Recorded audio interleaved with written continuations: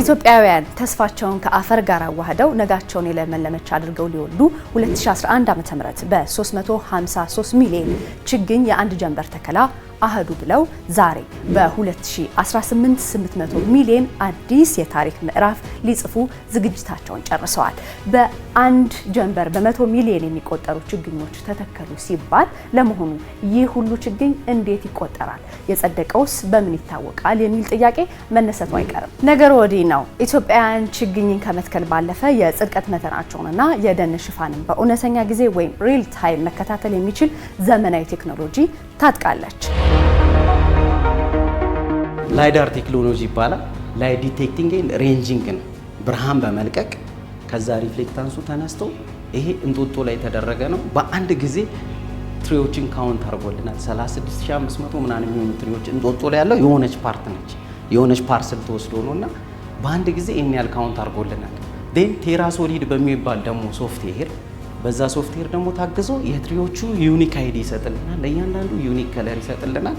ይሄ ሴክ ተደርጎ ይኸው ማንም ሰው በአይኑ እንኳን መቁጠር ይችላል። ይሄን ያህል ቴክኖሎጂ አለው ተቋሙ። በአንድ ጀንበር የሚተከሉ በመቶ ሚሊዮኖች የሚቆጠሩ ችግኞች የተካሄዱበት ቦታና አጠቃላይ ሂደታቸው በዘፈቀደ የሚከወን አይደለም። በሁሉም የሀገሪቱ አካባቢዎች የሚተከሉ ችግኞች መረጃ በኢትዮጵያ ስፔስ ሳይንስና ጂኦስፓሻል ኢንስቲትዩት በተዘጋጀ ልዩ የቴክኖሎጂ ቋት ወይም ዲጂታል ሴንተር ዳታቤዝ በቀጥታ ገቢ ይደረጋል። ይህም እያንዳንዱ የተከላ ቦታ በጂኦስፓሻል ዳታ ተመዝግቦ በትክክል እንዲታወቅ ያስችላል። የሚተከሉበት ቦታ ወይም የተከላ ቦታዎችን ጂኦሎኬት ነው የምናገኝ። ትክክለኛ የመገኛ ቦታቸውን ኤክስ ዋይ ኮኦርዲኔት ይባላል። ያኛውን ቦታ ነው ለሚተከልበትን ቦታ ከተተከሉም በኋላ ትክክለኛ ቦታቸውን እንዲይዙ የሚያደርገው። ትልቁ ነገር ወይም ትልቅ የሚያረጋግጥልን ነገር ይሄ ጂኦሎኬሽን የሚለው ነገር ነው። የተከላ ቦታዎቹ እያንዳንዱ የትክክለኛ ጂኦሎኬሽናቸው ወይም የመገኛ ቦታቸውን ማስቀመጥ ነው። ስራዎቹ በተለያየ መልኩ ይመጣሉ። ዳታዎቹ ተሰብስበው ከክልል በወርድ ፋይል ይመጣል፣ በኤክሴል ይመጣል፣ ጂፒኤክስ ፋይል ይመጣል። እነዛን ለኛ ዳታቤዝ በሚመች መልኩ አርገን ኮንቨርት እናደርገዋለን። ዴን ፋይናሊ እያንዳንዱ ጂኦሎኬሽን ይህን የመሰለ ቪዥዋላይዜሽን የሀገራችንን ቆዳ የሀገራችን መሬት ላይ ይህን የመሰለ ቪዥዋላይዜሽን ወይም እይታ ይኖረዋል ማለት ነው። የ25 ዓመታት የደን ሽፋን ቁጥጥር ሞኒተሪንግ ሲስተም አላት ሀገራችን ኢትዮጵያ። በዚህም ለ8 ዓመታት ያህል ለአንዳች ባንገራገር ሲተክልና ሲንከባከብ የቆየ ሕዝብ የችግኞችን አሁናዊ ቁመና ያሳስበው ይሆናል። መንግስት መትከል ላይ ብቻ ሳይሆን የጽድቀት መጠንንና የረዥም ጊዜ የደን ሽፋን ላይ ትኩረት አድርጎ ለዚሁ ዓላማ ባለሙያዎቹ ከቢሮአቸው ሳይወጡ የችግኞችን ደህንነትና እድገት መከታተል የሚያስችላቸውን የደን ሽፋን መቆጣጠሪያ ቴክኖሎጂ ፎሬስት ሞኒተሪንግ ሲስተም ስራ ላይ ውሏል። ይህ አሰራር ባለሙያዎች ሳተላይትና ዘመናዊ ርቀት ዳሰሳ ወይም ሪሞት ሴንሲንግ በመጠቀም የችግኞችን የጽድቀት ደረጃና የአካባቢውን የደን ሽፋን ለውጥ በየጊዜው እንዲመረምሩ ያደርጋቸዋል። ሞኒተር የምናደርገው ሪሞትሊ ነው። ሪሞት ሴንሲንግ ብዬሻለሁ፣ ሪሞትሊ ነው። እዚህ የሆነን ሳተላይት ኢሜጀሪ ተጠቅመን ነው ስታተሳቸውን ቼክ የምናደርገው ወይም ሲምፕሊ ግሪንነሳቸውን ግሪን ከሆኑ ደኖቹ ወይም ፎረስቱ ስታተሱ አሪፍ ነው ወይም ሄልዙ አሪፍ ነው ይባላል። ያ ግሪንነሱ ግን እየመጣ በሄደ ቁጥር የደኑ ወይም የዝርቀት መጠኑ በሌላ ደግሞ አማርኛ እየቀነሰ እየመጣ ነው ማለት ነው። ዋንስ ከጸደቀ ግሪንነሱን ጠብቆ ነው የሚሄደው። አልጸደቀም ማለት ያን ግሪንነሱን ሉዝ እያደረገ ነው የሚሄደው ማለት ነው።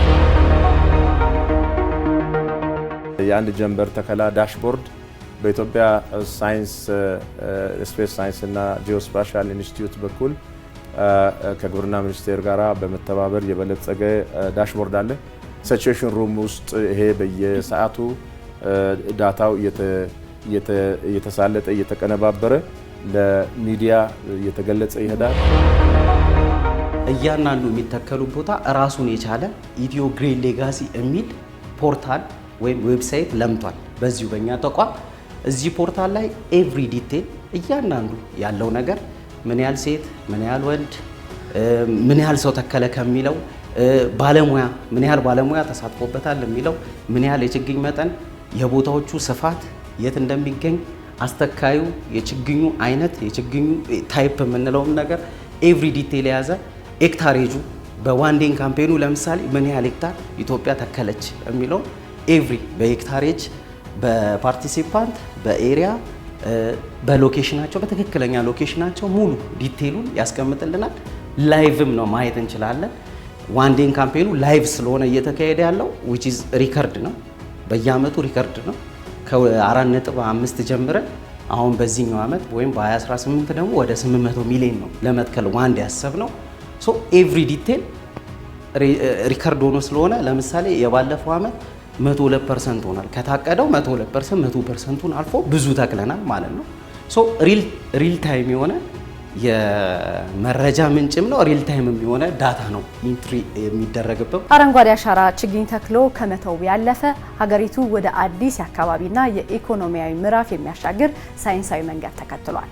ቴክኖሎጂና የህዝብ ርብርብ ተቀናጅተው አረንጓዴዋን ኢትዮጵያ የሚያረጋግጥ ስራ በተጠናከረ ሁኔታ ቀጥሏል።